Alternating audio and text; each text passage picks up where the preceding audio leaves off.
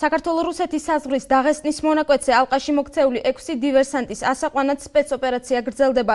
საქართველოს შინაგან საქმეთა სამინისტროს ინფორმაციით ქვეყნის ტერიტორიაზე გადმოსული 20-მდე შეიარაღებული დივერსანტიდან 11 ლიკვიდირებულია, 6 კი ამ დრომდე ალყაშია.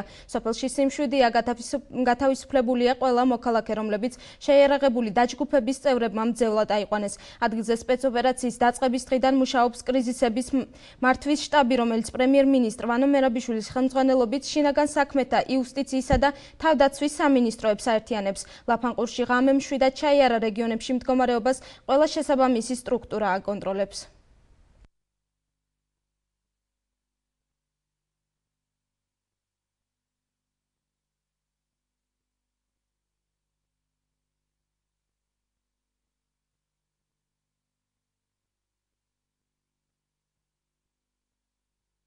არ არსებობს.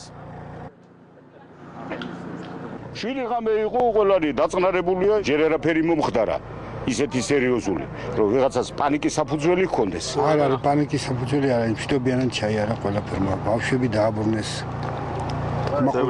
ძევლები ხო, კმაყოფილები ვართ.